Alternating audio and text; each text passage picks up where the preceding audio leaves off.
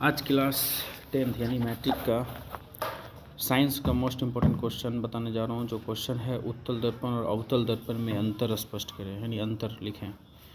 तो उत्तल दर्पण और अवतल दर्पण निम्नलिखित अंतर देखिए। एक साइड लिखा हुआ उत्तल दर्पण और दूसरा साइड लिखा हुआ है अवतल दर्पण। पहला नंबर उत्तल दर्पण में, उत्तल दर्पण का परावर्तक सतह बाहर की ओर वक्रित होती है और अवतल दर्पण का परावर्तक सतह भीतर की ओर वक्रित रहता है। पहला पॉइंट था। दूसरा पॉइंट है उत्तल दर्पण की दृष्टि क्षेत्र काफ़ी बड़ा होता है। अवतल दर्पण का दूसरा पॉइंट है इसका दृष्टि क्षेत्र उत्तल दर्पण की तुलना में काफ़ी कम होता है। उत्तल दर्पण में तीसरा पॉइंट, उत्तल दर्पण में वस्तु का हमेशा आभासी प्रतिबिंब बनता है। आभासी मतलब काल्पनिक प्रतिबिंब बनता है, ठीक है। और अवतल दर्पण में तीसरा पॉइंट है इसमें वस्तु का आभासी और वास्तविक दोनों प्रतिबिंब बनता है, ठीक, यानी वास्तविक और काल्पनिक दोनों प्रतिबिंब बनता है। उत्तल दर्पण का चौथा पॉइंट है यह दर्पण वाहनों के साइड मिरर के रूप में यूज होता है, यानी उत्तल दर्पण वाहनों में साइड मिरर का काम करता है।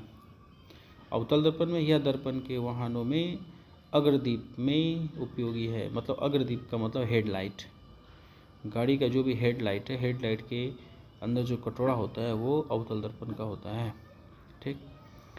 तो फिर से हम समझा दें, उत्तल दर्पण में जो प्रतिबिंब बनता है वो हमेशा आभासी बनता है, ठीक है। अपने अर्थों में अगर कहा जाए तो उत्तल दर्पण और अवतल दर्पण में थोड़ा समझ जाइए।